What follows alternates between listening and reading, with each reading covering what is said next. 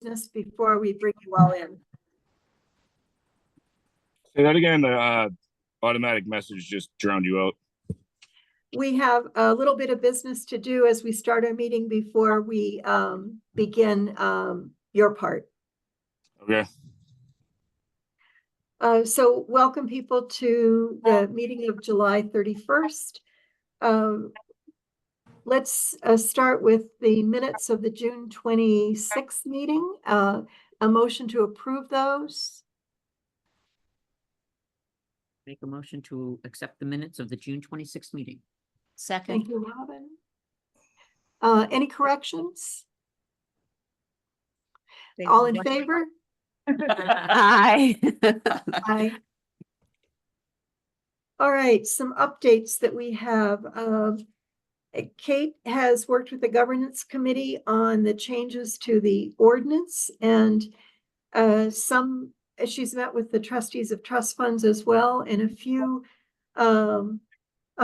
edits, changes have come up, clarifications. We thought it would just be helpful to hear from her about, as well as when we might expect this would go to council, because we'll want to support the changes there.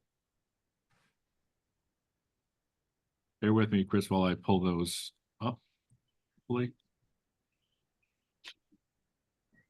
And I don't want anyone to be frightened. It looks like a lot of changes, but most of the changes were just combining language from the ordinance, which you've already seen. I think you've all received copies of this before, the two different ordinances and the policy, and putting it together. So it looks like a lot of changes. It's a lot of changes to this ordinance, but it's language that was already approved elsewhere, most of it. And then they're just little additions to clarify and have that make sense. But the major changes that you're going to see, I think you've seen all of these pretty much that are here on the first page. The changes that we have really are around financial language, making sure that the trustees of trust funds is comfortable in dispersing funds. So we don't want to ever get to the end of a project and have them say, well, we can't disperse the funds because we don't have the right direction that we needed from the council, or from this group as a recommendation to the council, or from the city manager. So the language that was added really is the language that's highlighted in green, was added in relation to discussions with the trustees of trust funds, clarifying that we're talking about financial contributions in the public art trust, that public art itself is held outside the trust, and that those can be made by private persons or entities. And then you'll see on the next page, or actually it's 2 more pages down, 3 more pages down, clarifying language around, the amount of money that can come out, unless and how that it's exempt by this group or the city, or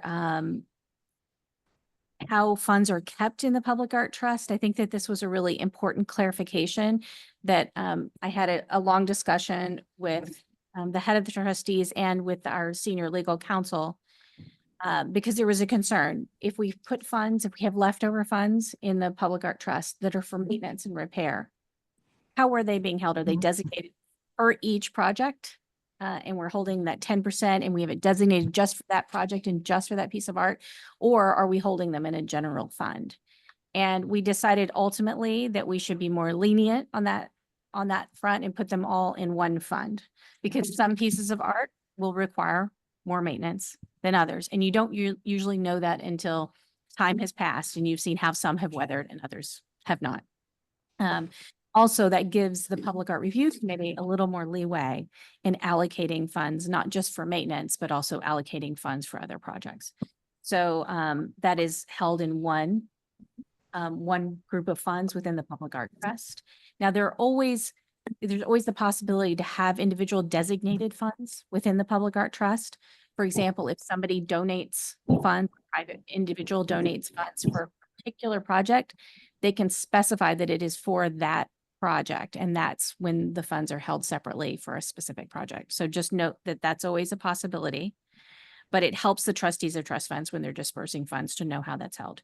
And then we have general language from the trustees on how the city manager requests those funds. after council approval.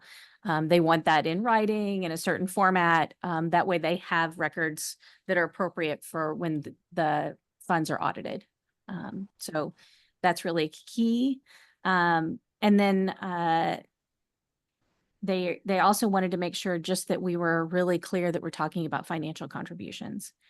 When we get to maintenance and repair, the one change that has not been reviewed yet by the governance committee to go to the council is a really minor one. It's in this section on maintenance and repair highlighted in blue.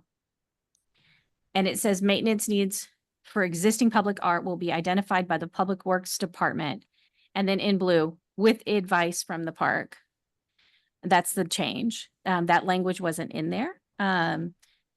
That allows this group to review art and this is part of the ordinance, review all the public art periodically and make some recommendations to the city if we see pieces that need repair. It would be nice, and Chris and I had this discussion, it would be nice if this committee were reviewing all of our public art pieces once a year, doing a quick glance, you know, is the current status. So if we had kind of a maintenance tracker on public art pieces, and that way we can help the Department of Public Works know when we think a piece of art is going to need some more maintenance or some replacement, or if something is going to approach decommissioning at some point. So It's a good idea. So there's no Yes, good. surprise or less surprises. exactly, because the Department of Public Works has a lot on their plate beyond public art in the city. It's enough. We keep adding to their every piece of public art we add in the city is one more thing that they have to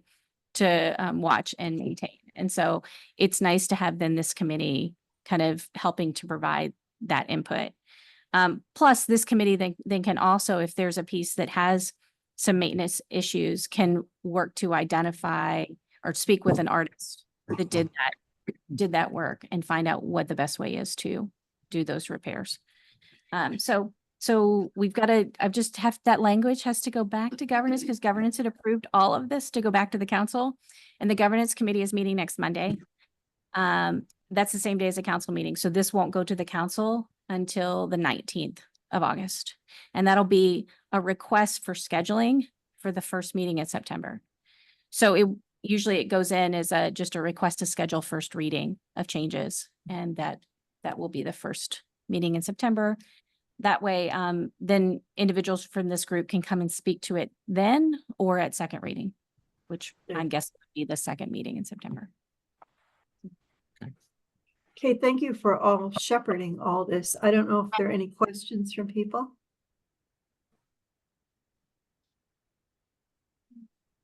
It will be good for us to plan some advocacy for this, particularly for our raising the thresholds for funding and being able to explain why that's important. So we have time to plan how we'll do that.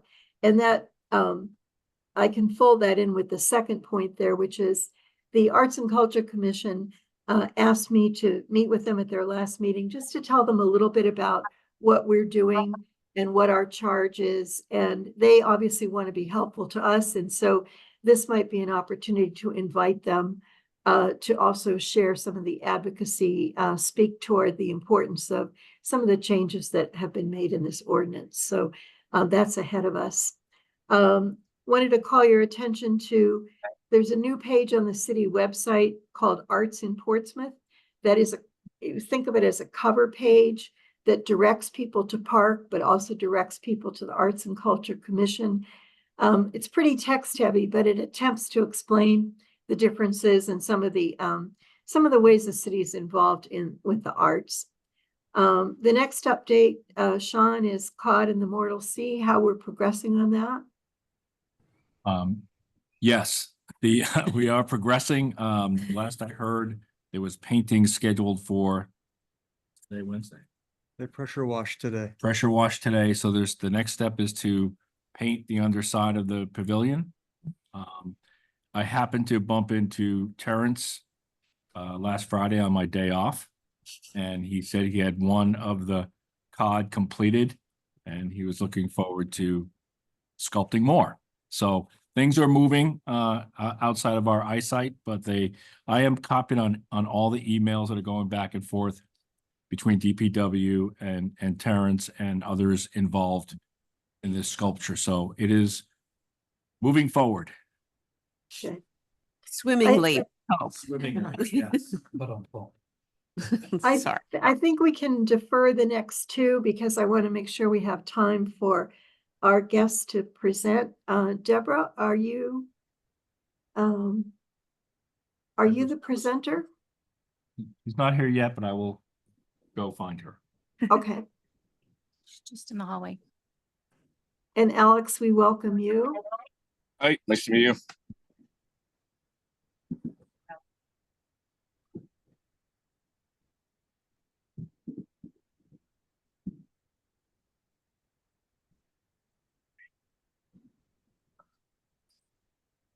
Right.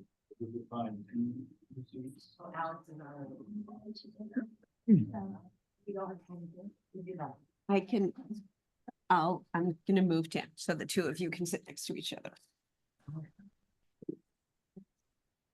And Sean will pull up your presentation. So in just a second, I'll have you introduce yourselves, and you see Alex has already joined us.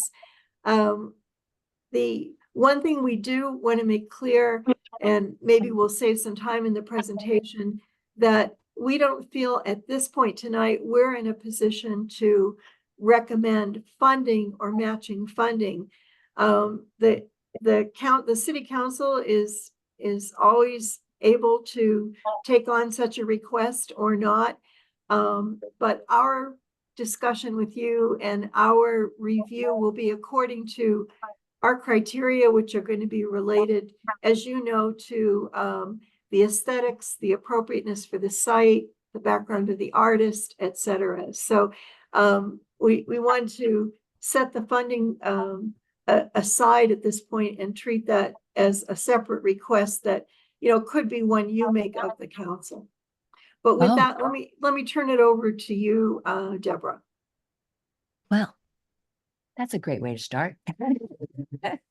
So indeed, I am Deborah Smith and I am the event manager hired by Friends of the South End to manage Just Fairy House Tour.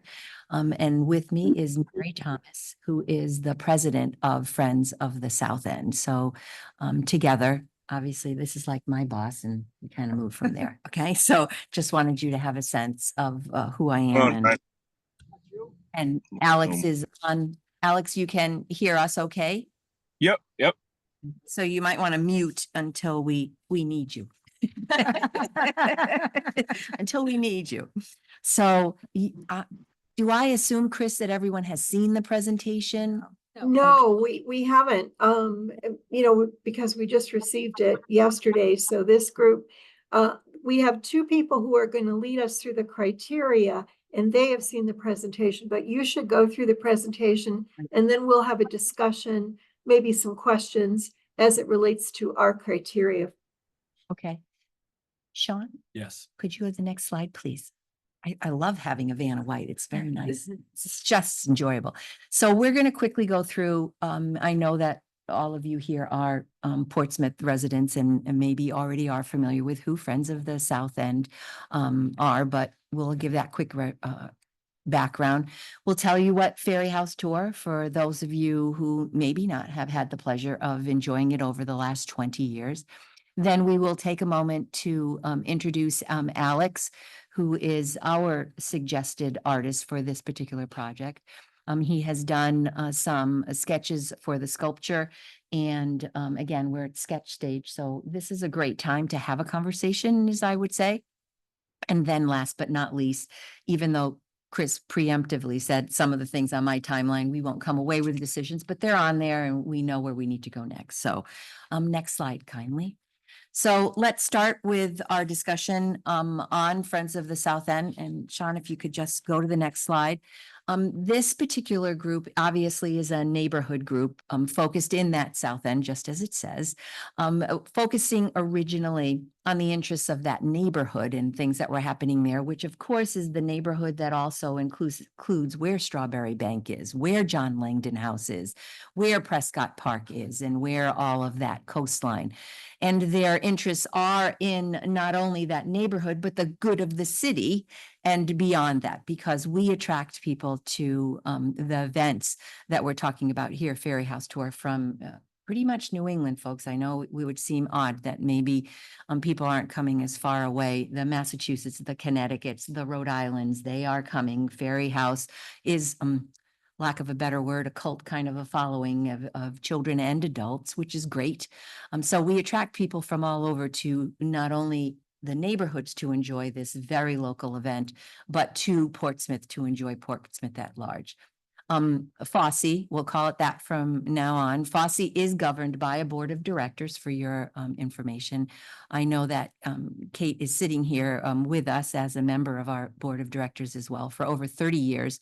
And it is a 501 4 nonprofit. There's a difference between a 3 and a 4 since 2012. So monies that we are raising during this event are being reinvested back into the community. This is not a fundraiser for Fosse to do more. This is a fundraiser for Fosse to reinvest back into the community. Since they have been doing it over the past 20 years, our number is nearly to $400,000 reinvested back into the schools and back into the nonprofits that I had listed: the Strawberry Banks, the Prescott, the John Langdon House, plus all of the arts, the New Hampshire Theater Project, the Southern New England dance. So money goes back into them. They perform, they come, and we give them from our net proceeds money back in. For your information, Tracy Kane, who is a New Hampshire author, she no longer lives in New Hampshire, but she was the New Hampshire, lived here back 20 years ago, along with her neighbors in the Fosse neighborhood.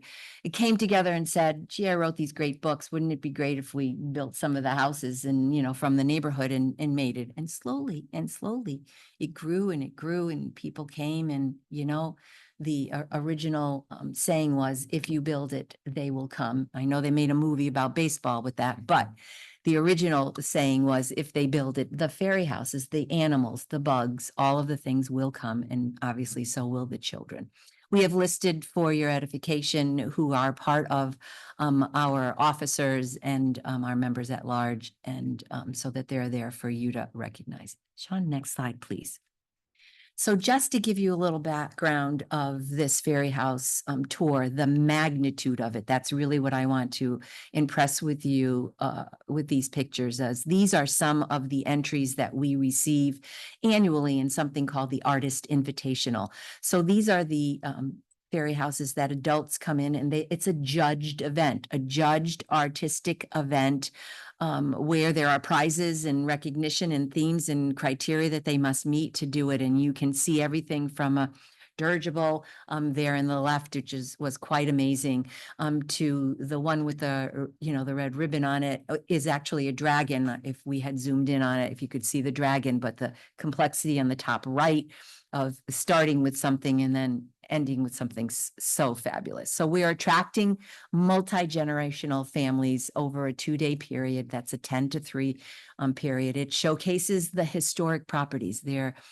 All the properties are open to the public during this event. So not only what we're hosting, the entertainment, the activities for the children, the make it and take it's, all that's happening, but Strawberry Bank's wide open for families to walk through. John Langdon House is wide open for people to walk through and to enjoy. So those are important opportunities because we're working in tandem with them to showcase those properties to people who might not see them ordinarily or be exposed to them. Sean, next one, please.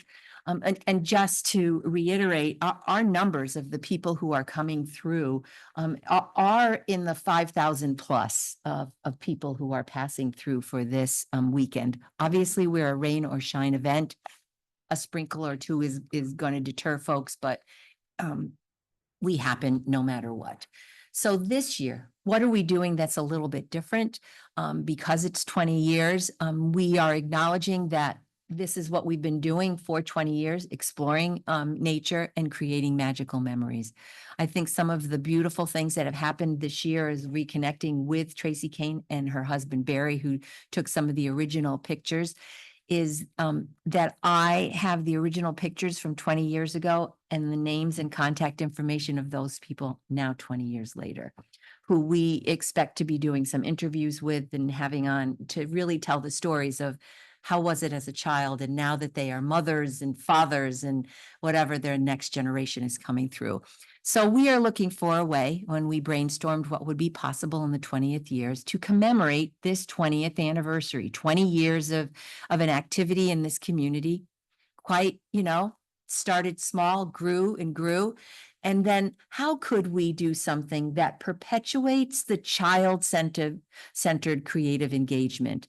That we're not looking for a sculpture like, whoa, that's the most, here's the statue of David here, but that this is something that intrigues the imagination and captures that childlike wonder, that imagination, and then acknowledges that this came from a book, that it has literary roots, that tells the story of why it's important to imagine and to think and to interact with the wildlife and woodlands and what we're preserving, that we have a responsibility, children and adults, to teach it.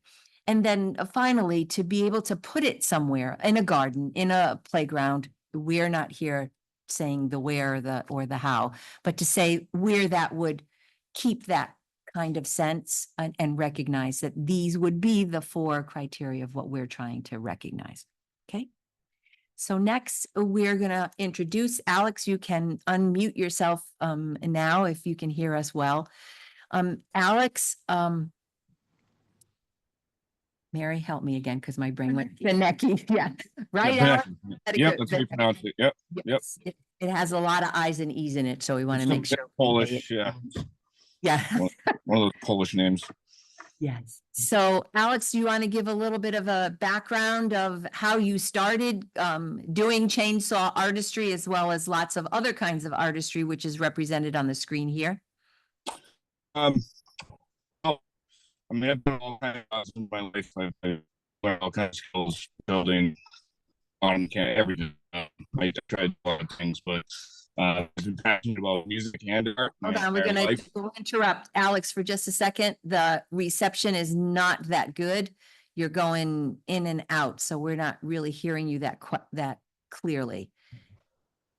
Yeah, we had a thunderstorm up here, and Wi-Fi is out almost everywhere. So I'm sitting at the store now.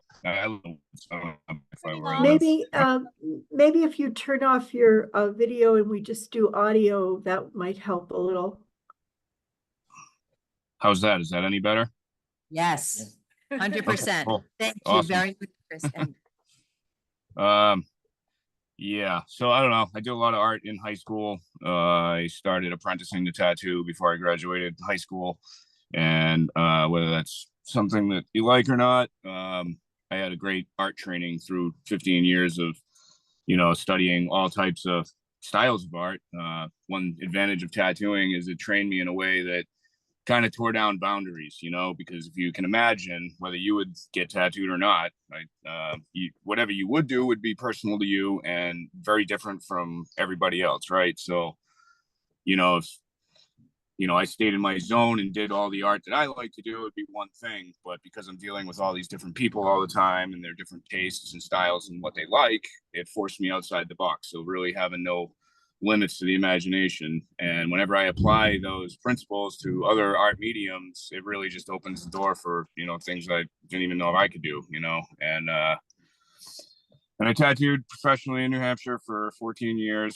And in 2014, I made the jump over to carving professionally. I had done it in the past because I'm also a woodsman. That's kind of how it worked out. I'll go camping for a week or two out in the forest, and you get a lot of time out there. And the first time I ever did a chainsaw carving, I was out at my campsite in the middle of nowhere, and I had a lot of fun with it, and I played around with it a couple of times 15, 20 years ago, and then it wasn't until 2014 when I moved up north that I just kind of started doing it on the side of the road. People started buying my stuff. I got into doing Old Home Day up here in Warren, And then I got invited to North Haverhill Fair, the Bradford Fair. I started doing Cheshire County.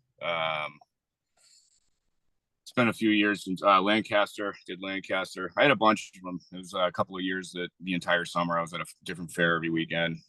That got old. Plus, artistically, I wanted to do more with my work. When you're making small sculptures all the time, you're kind of making a lot of the same types of things all the time, like little bears and whatnot, eagles.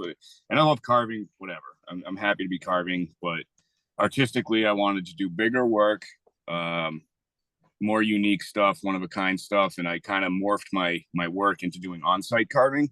So like say you have a tree that you're getting rid of at the house, and you can have it cut whatever height. And if we talk beforehand and you give me your idea, I can kind of let you know what height to leave it at. The tree company comes, takes the top off, and then I come and I set up scaffolding, and and I do my thing. And then so that allows me to travel. I go all over the place. I've been all over the country doing this. I do a lot of carving events all over the country. I just had an accident 6 weeks ago, or I'd be in Wisconsin right now at the U.S. Open. But unfortunately, I'm not able to go. But I've been in the carving world for 10 years solid. I've had carving events up here at my house. I go to the biggest carving event in the world, happens in Pennsylvania every year. It's called Ridgeway. I go out to there. I'm connected into the community of carvers in the world, which Facebook's really convenient for.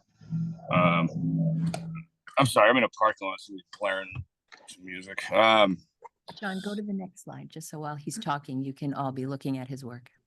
Oh, great. So that angel on the left, that I don't know if you guys are Portsmouth, you must know the Sherburns. Yes. Yeah, Andy Sherburn, that's his family's private plot right there at that historical house they got. That's his I've done a bunch of fairs, music festivals, I've set up days, promotional events, whatever. On the right, that's Grandfield Golf Course down in Kingston, New Hampshire. So if anybody plays golf and you've never been there, you can go play some golf. And I've got about 25 sculptures on that course. Unfortunately, Jimmy passed away last September, so I won't be doing any more work there. But the past 3 seasons, I spent 6 weeks there last summer. A little fairy on the wall. I just sold that to somebody at Old Home Day up here 3 weeks ago. When I do the shows and I do the fairs, I try to make a bunch of smaller type inventory stuff, and that's one of those pieces. That scary looking piece there in the middle with the demon and the angel, that's Wayne Morrell's house. He owns Wayne's World Tattoo in Derry, and I went and I did that last December. It's kind of morbid subject matter, but as far as the quality of the work and the sculpting of the human anatomy, it's some of my best. Is that in wood? It looks like it's sand, actually. That's oak, and so it's white oak, and oak has like the first so the outer layer of oak is, if it's red oak, it's usually red, but this is white oak, so that's why it looks so white. And then like the deeper parts get to be like more of a dark brown. But yeah, that's I just did that in December, and so this is what I do. I've been doing it 10 years. Again, most of what I like to do is the on-site, so the custom orders for installs.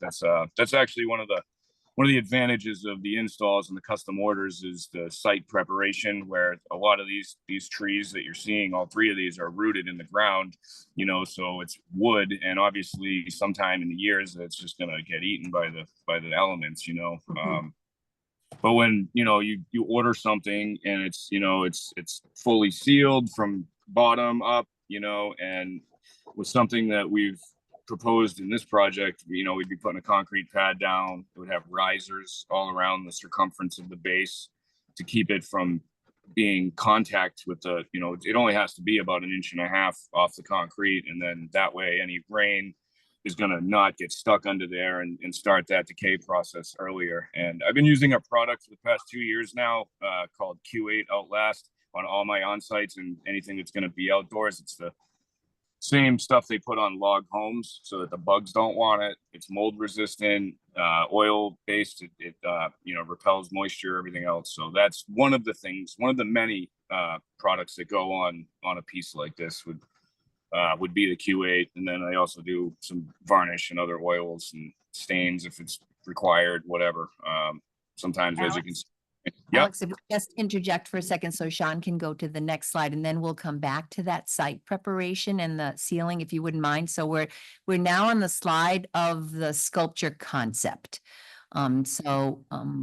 We could speak a little bit to this of the elements. You have done a sketch, and as you and I and Mary have met to say, this is where you start, and the expression on the face and the details of what she's holding and what else is nestled underneath her as she sits on her toadstool and stuff. Those will all develop as you start to carve, which is how, you explained it to us. But the key elements that we asked be represented in this particular sculpture are represented in his sketch, and that is that we do have a magical fairy, a childlike representation of that we do have woodland animals nestled in. You can see there's a rabbit, there will be other, we have some insects, she's holding the butterfly. There are flora and fauna surrounding the base there, and that of it all, obviously, with its insinuation is that it's all built on the Fairy House foundation, that the Fairy House is at the bottom, and thus up comes all of everything. We had preliminary, this is how we started our discussions with Alex, talked about something that would be a maximum height of 5 feet. So we're not talking about, again, childlike. We don't want it, where am I looking at? It's way up here. We also don't want it tight enough that it's lost in a garden or it's lost in a playground, that its maximum width is 4 feet coming out. And then Alex, I may have made a mistake, so you'll correct me if I'm wrong. I put cedar here. I couldn't remember what our detail was, what kind of wood it would be, so. so correct. I use white pine. It's not cedar. Cedar is hard to find, and it doesn't come as big. Where white pine, I can get really big chunks, which is what I want to start with. So I didn't want to mislead anyone here that I'm. Yeah, no, it's white pine would be the correction. Okay.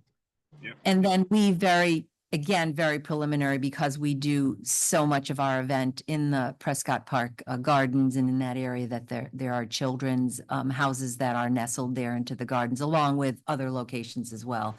That would be a lovely location, but not anyone that we're in particular. So now, I know we're going to come back to questions, but at least now, Alex, you can speak to the base. If you go, Sean, to the next slide.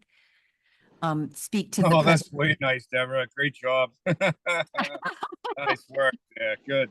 That's great.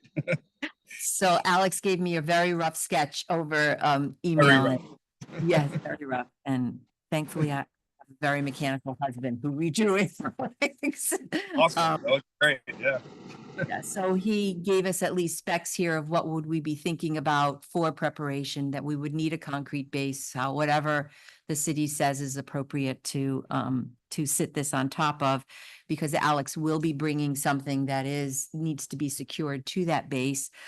He's told you how it would be preserved to protect it. And separate it from the water, and that how those L braces and the lag bolts and all of that would be in place so that it would be secure. This is not something that somebody's going to come up and, go with their finger. It's moved over. It's not going to fall over. So I think that Alex, did we miss anything else on that particular talk about? Obviously, No, that's just as basic and as sensible as it can be. Yep. Okay. And then So it's really pouring here in Florida. Really raining. it's really pouring. Okay, well, we're hearing you now, and hopefully we can hold on to you for a little bit as they have questions and questions for you.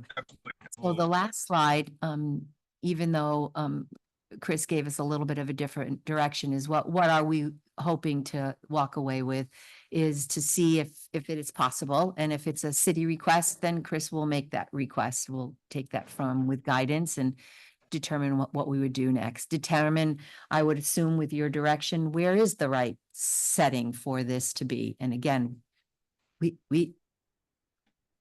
didn't like that slide, Sean? You don't want me to talk about that one? That's okay. Don't worry about it. It goes away on itself. Facilitate creation of that base. How would we do it with the Department of Public Works, with you, how that happens. We're here to be educated and to be directed. And then we would assume that there would be some sort of a plaque that would be attached to this in a way to recognize that it is the commemorative anniversary. We have received a sponsor for that 2,500. So, you know, we want to acknowledge that. So we are looking for some sort of a commitment to proceed, that we could proceed. If there are some other steps in between, we got, as I always tell Mary when I come to these things, I'm the queen of punt. Whatever you're going to shoot at me, we're going to figure out how we get to the yes in the end. Our event is the 21st and the 22nd of September. So that's what we're kind of aiming for. In our agreement preliminary agreement with Alex is he will be on site for that weekend to do some demonstration of his artistry in small forms, whether it is some of those small animals or it's toadstools or whatever, but that our piece would be ready in a form. It doesn't need to go in place at that time, but he would be able to bring it down to say, here it is, we're acknowledging it, it exists, and it will appear somewhere in the city of Portsmouth for public and permanent exposure. So that's what I have, Chris. I hope. Yeah, and I say this to everybody because we ran late in our non-public, we don't have a lot of time. So I'll make a suggestion that we ask the questions that we have of you. We may not complete our review, but we could at least give a sense of, I would say, the aesthetics, and then maybe leave placement, installation in our discussion for our next meeting, which would be in August. But I want to make sure that we get all the questions asked that people have on the committee. So maybe we can take down the PowerPoint and see what questions people have of you, especially while we have Alex here. Because I think that's most important, that while this is fresh in our minds, we ask those questions. I'll start. Alex, from when you get the go ahead from your funder, how long does it take you to create a piece like that? I'm expecting to spend probably close to 2 weeks, full 2 weeks, between 10 and 14 days, full days, to start to finish on this. Well, especially with a lot of the detail. I mean, even on a 5-foot piece, it's going to be a pretty wide log. And so you saw basically one angle of it, that sketch, right? So, you know, like a tree, you know, it's circular, it's round. So there's 360 degrees. It's going to have all kinds of little critters in the bottom, and everything gets fully sanded to a high degree. And it's very time consuming. The way I work, I always work. That's all I do every single day. But the time I've got allotted, I've basically like third week in August, and then after that I'm focusing solely on this until it's done. So I'm giving myself the 2 weeks plus 2 weeks leeway before the event to make sure that everything's done ahead of time. And you know, so I wasn't going to start it for probably about, what's today's the 31st, so yeah, about 3 weeks from today I was going to start this project if we get to go ahead. So, and then it'll be done, you know. So Alex, I know you've talked about the preservatives. Can you give a sense of, but obviously it's wood, so it would have a life, of what you would expect, where this would look good in the way that you would want it represented? How many years might that be? well, for the 10 years I've been doing this, I've got some pretty big on sites. One in Sandwich that I did like almost 10 years ago, and it's still pristine. And they did it with the riser. They did the concrete pad, just how that was set up on the slide with the risers. They ended up just using some bricks under it, but it was a massive piece of spruce. It's like 20 feet tall, and it's still solid. I go and I do a maintenance call on it every couple of years. Sometimes like, it's got a big flag like the red, white, and blue. So sometimes the guy wants it. It's at a historical place that the guy owns. So he likes it dressed up every now and then. Every couple of years I go and repaint it. But yeah, I mean, it's gonna last a while. I've only been doing this 10 years. I don't start with a piece that's got any issues, so that like it's already got the rot in it. I don't work with anything like that. From doing on sites, I've faced all sorts of issues with trees, and a lot of times the reason people are taking the tree down to begin with is because it's got an issue. So I've dealt with all kinds of rot and different species of wood and stuff like that. And if I'm dealing with a fresh log in a piece that's clean, then I do everything I can chemically and varnish wise and everything else, and oil and preservative. And but being wood, I would say maintenance every couple of years would probably be good. Every 2 years, maybe come around and power. I mean, I can do that. I come around and power wash it, maybe do a fresh coat of varnish or something like that. The upkeep would be more than like a metal sculpture, just because it is wood. But I mean, I can say in the 10 years I've been doing this, I mean, 10 solid years for sure. I think a lot more, honestly, especially where it's not plugged into the ground like a rooted tree is, So some of these rooted sculptures I have go back quite a ways too, and they're still standing just fine. So that's why we want to put a base in and have it raised up so that the water can't get trapped. And then with, like I said, all the oils and varnish and stuff that repels the elements as best we can, and if the park people are, maintaining these, they're just keeping an eye on stuff. Like, you can call me whenever there, if like sometimes wood checks too, and there has to be a repair or something. It's not falling apart, but we fill that and then refinish it and it's fine. So with wood, you got to expect that there's going to be some maintenance for sure. Right. But everything I do right away, I mean, it's going to be something nice for a long time, So yeah, I don't know. That's just what I know about it. So. In this price, the $2,500 that you guys have raised and the 2,500, does that include the installation as well? So that's an extra cost. Can you give us an idea of what that extra cost would be above and beyond the $5,000?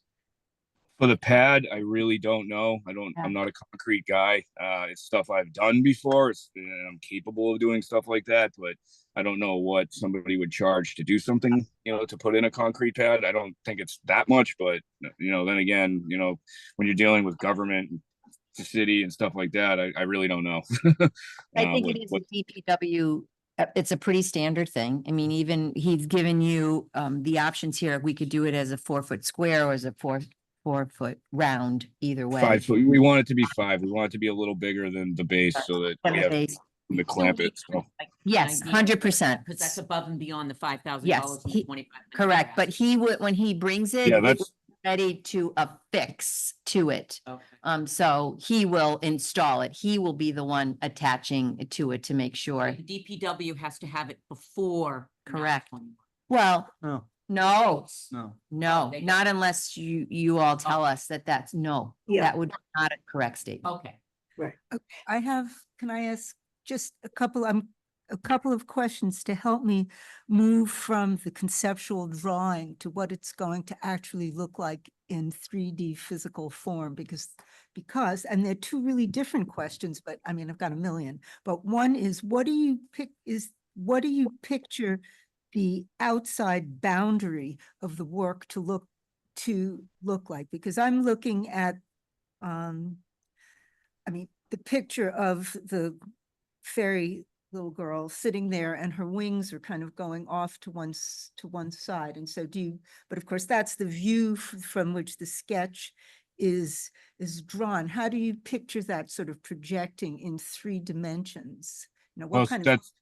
That's where it's very hard to go from 2D to 3D. And when I make these rendering, it's like I have a program on this tablet where I take a picture of a stump when I go and I do a consultation with a customer, and I do a sketch that is very rough.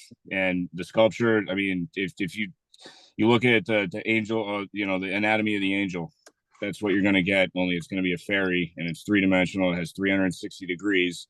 I try to go as realism as possible with everything I do. So honestly, that's the part where you just have to have some faith in your artist, because I can't draw a 3D rendering of what exactly and then follow it. You know what I mean? There's so many subtleties that come out as you're doing this. Like, we But have the general.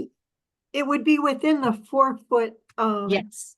Yeah. Oh, diameter. yeah, I think that's what's absolutely. I being just asked. mean Yeah. as far as details, like, I'm sorry, I didn't. Asking as to how it's going, I mean, it never looks, I understand it will, a sculpture will never look the same, from one point of view to the other. That's the wonderful part of it. It exists in 360 degrees. And I guess I was trying to get a sense of how but of course, in looking at a sketch, there's empty space around where the forms project. And I was just kind of like, is it a diagonal form or sort of round? It's not a round form. It well, doesn't look. a tree stump is a cylinder, so it starts as a cylinder, and it keeps its cylindrical shape. Like at the base, you're still going to have, a little bit of just like wood to keep the weight on the bottom. But as if it's 360 degrees around, this is going to be like, if I could make a 3D rendering of that sketch with my computer, I would.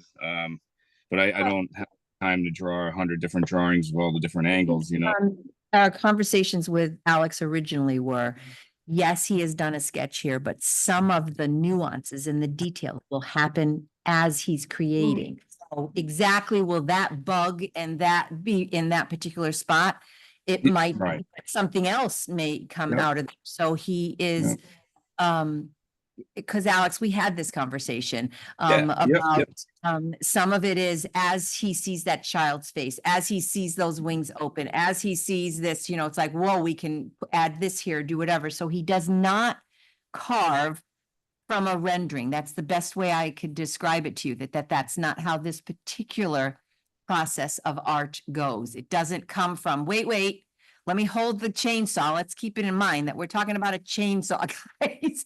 Hold that. Let me look at the back of, and what did we have on the side here? And I've got to put, he's doing it. He's creating as we're kind of. If you look at my other work, and that was a good example of my work there, but if you scroll through my Instagram, you can just see what I do, and everything I do is going to be to that degree, and I'm always striving as an artist to grow and do better. So the longer I do this, the better my work becomes. And I have no doubt in my mind you guys will all be blown away Alex, whatever I do. Picture, the one in the pretty good at middle, what I do. you see the scaffolding, you can see how he would be progressing all around that. You can still see that we have the resemblance of what the tree stump was, because that's how we got long and linear and tall. But as you go around, look, we can see the houses, the faces that are in part of the roots. And we can see as we went on the other side that there are different faces. I mean, that's, and here, look at the 2-dimensional. We have one where the angel is looking up, and that's this side. But on this side, we have that devil on this side. Well, what do we have on the backside? We're not seeing that from this particular picture, but there is something on the other I mean, side. I have a ton of pictures of that sculpture I could show you, and I probably have my buddy does drone footage, and he took a couple of drone shots of that piece and a couple pieces. So I might have like a short video I could send to you that would have all the way around, but it does get, it's not like I'm not coming at it like a slab where it'd be like, you're looking at it from one way. It's 360 degrees sculpted all the way around, to get to where we want to get to. So I'm watching our time, and I ask everybody if we could take it at least 15 more minutes, but I want to go back to Mara. Mara, does that help with the question that you were trying to get at? Somewhat. I think I answered it. I'm sorry.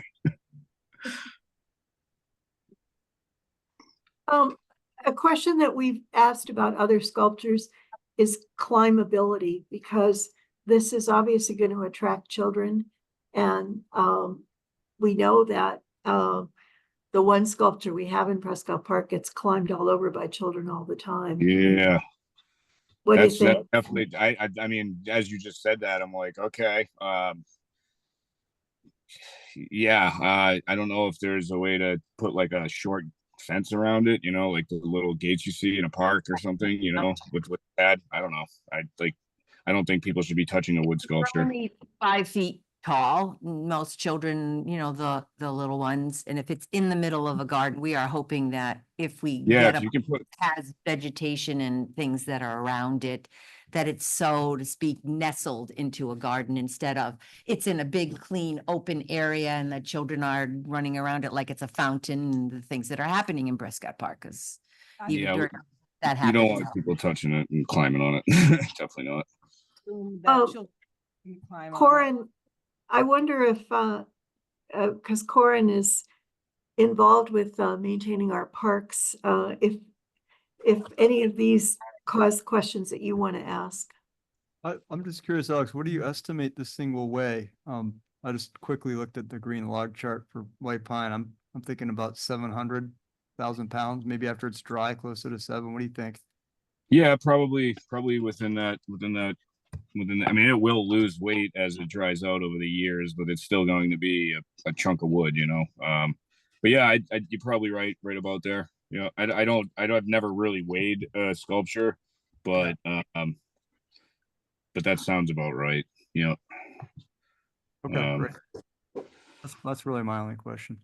Thanks. So, my concern is that I believe children will climb on this. I mean, it's built for children to come and look at, and toddlers and little ones naturally want to climb and they want to touch.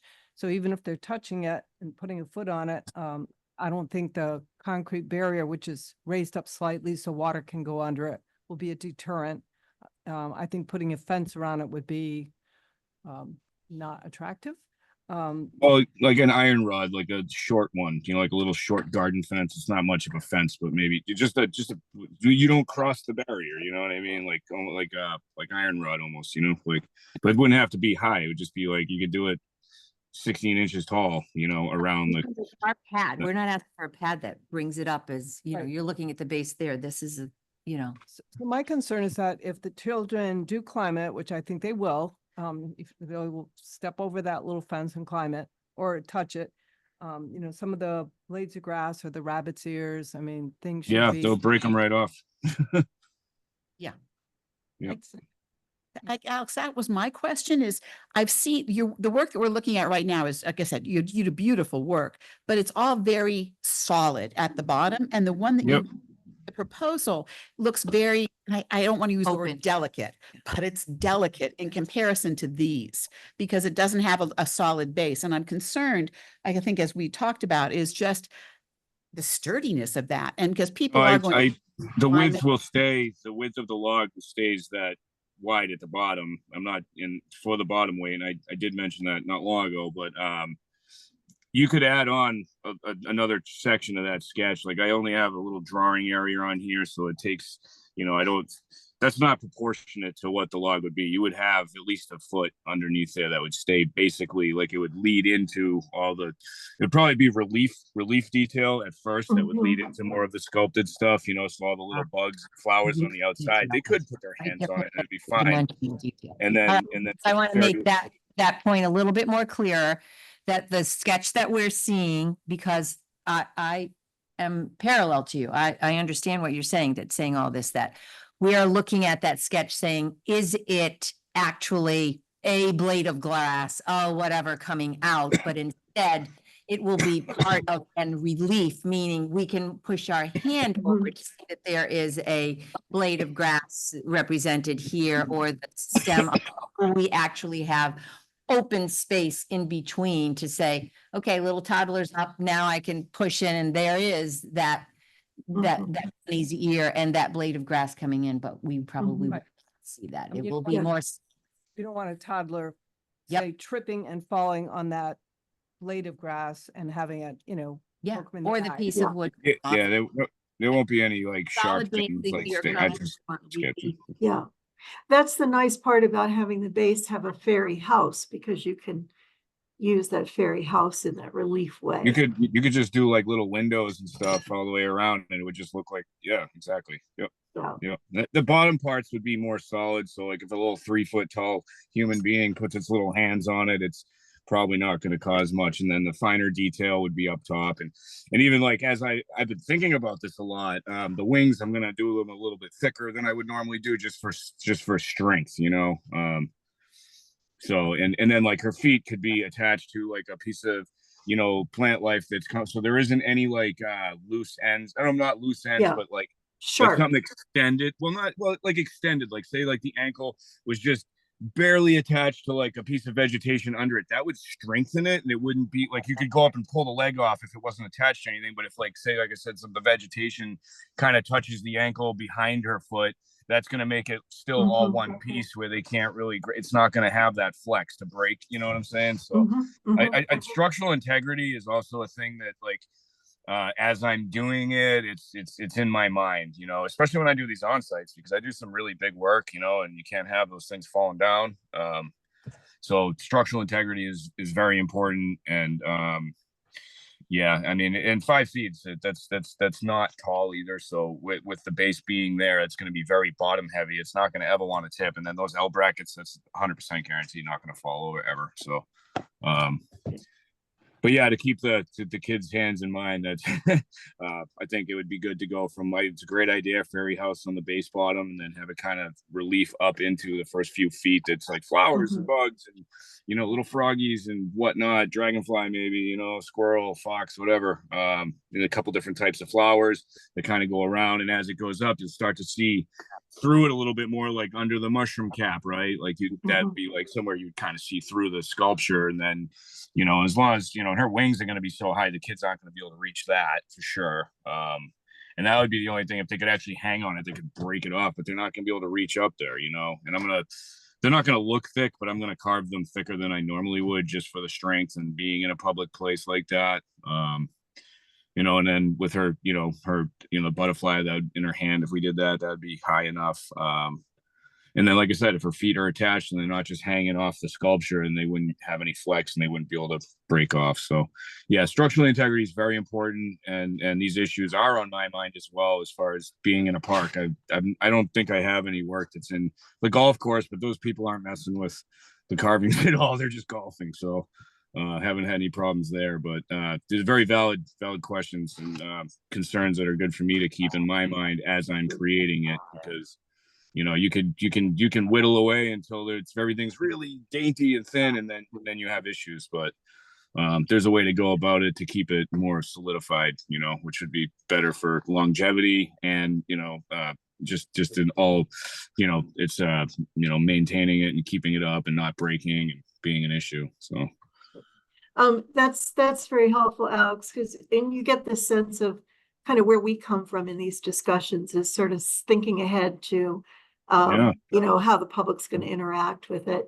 I'm watching time and see if the committee thinks this is reasonable. And because we do have a process of, like, doing a write-up for the council with our reviews, which really comes out of discussion.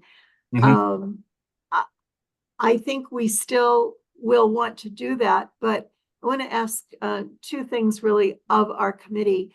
One is, if people have any reservations that would suggest that we shouldn't go ahead and say that we will still go through our criteria and make some of these points for the council and make some recommendations about placement. That would probably happen at our August meeting.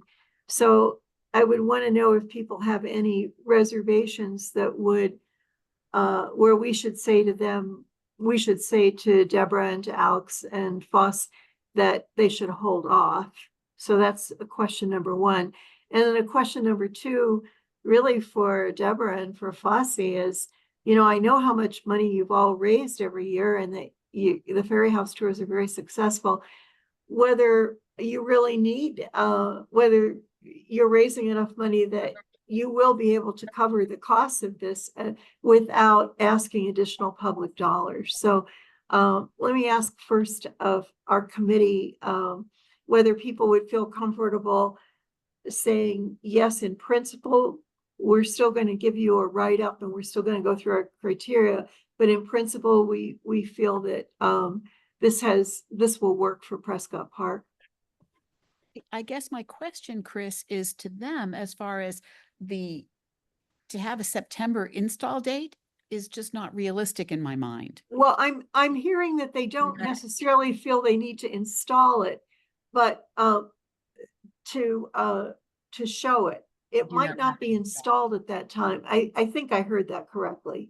Yes, Yeah, Chris, We could We bring it need down to on the trailer. She call it wanted me to like do the parade, so we could tow it in the parade on the trailer so it gets viewed by everybody. And then when I'm doing my demos all day, it would be there on display, so you'd be able to come and check it out, walk around it, ask questions about it.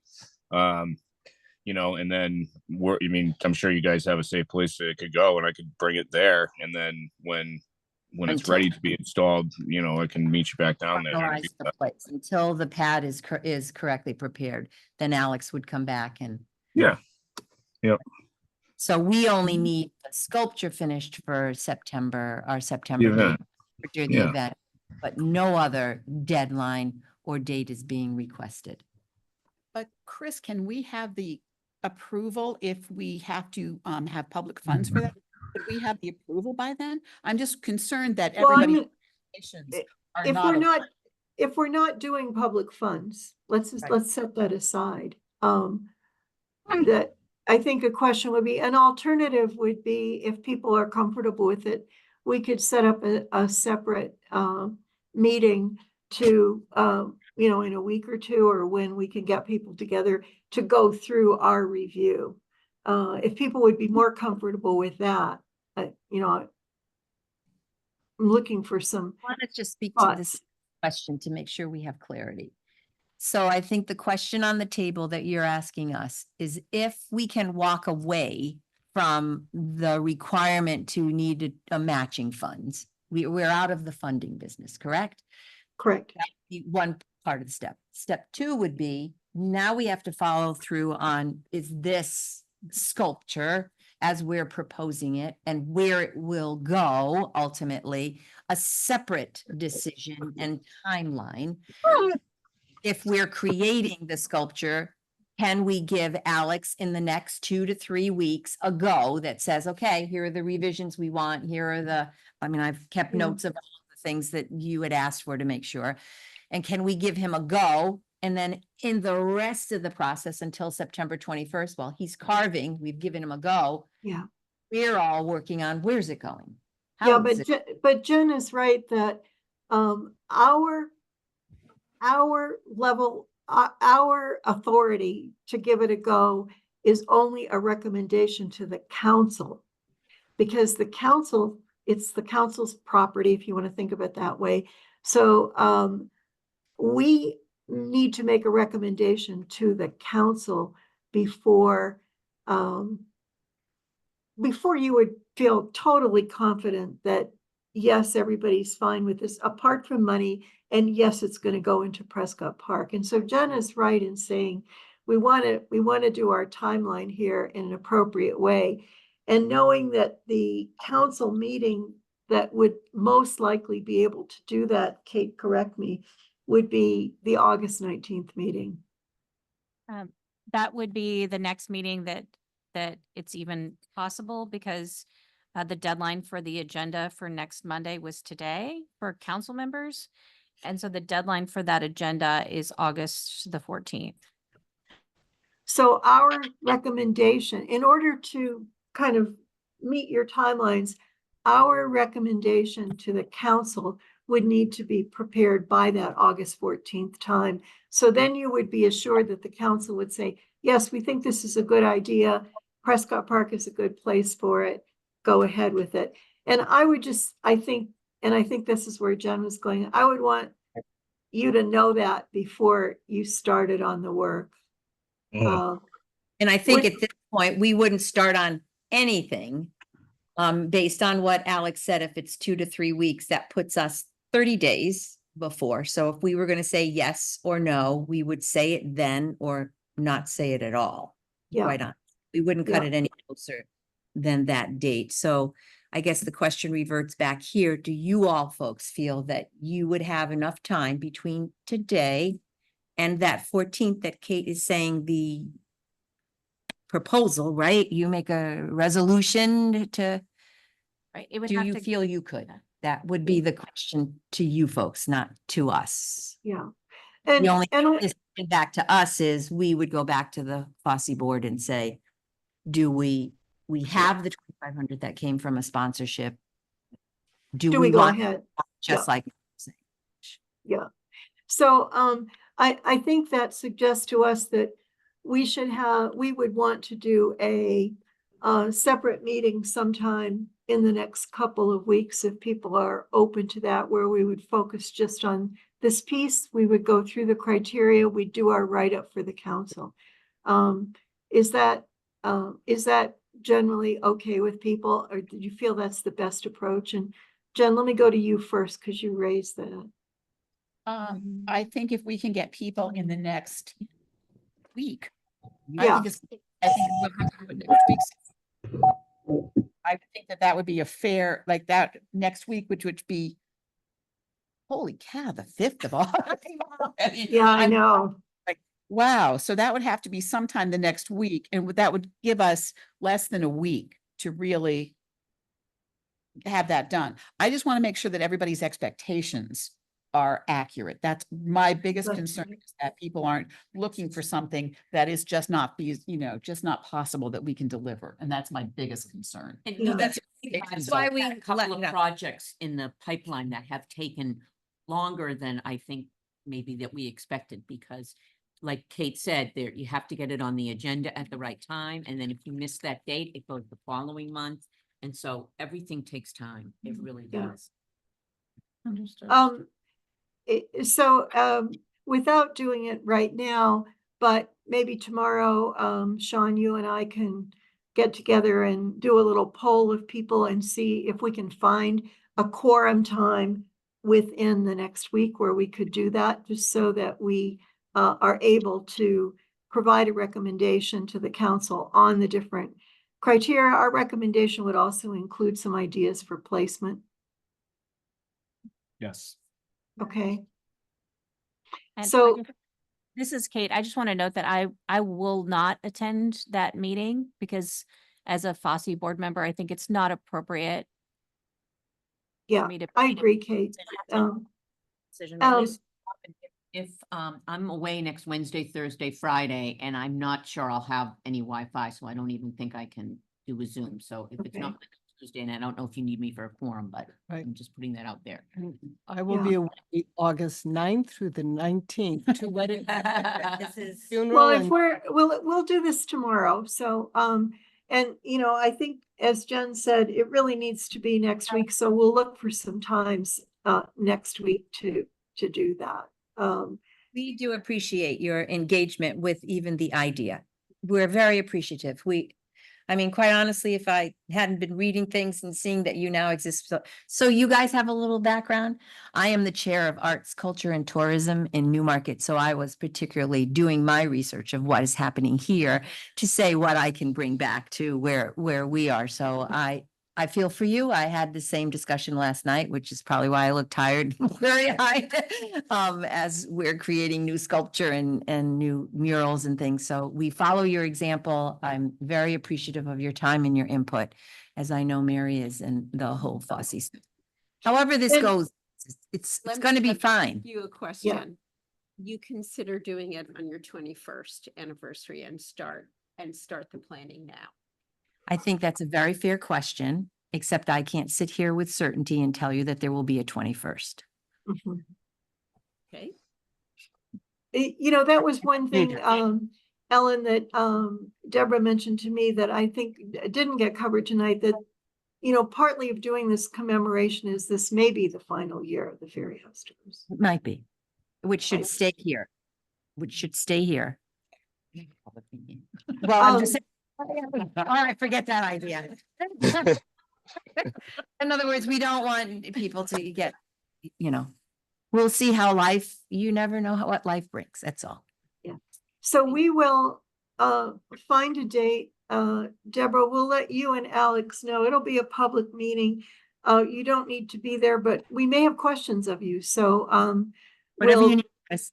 yeah, we will plan to do that. Keep me And posted. Be available. unless people have other business, I know we've stayed much later than we normally do. Does anybody else have anything we must get to tonight? Okay, then I Yeah. think I would take a motion to adjourn. Redundant. So moved. Second. All in favor? Aye. Aye. Alex, thank you for joining us. Yep. Have a good night, guys. Bye-bye. Thank you very much, Alex. Yes.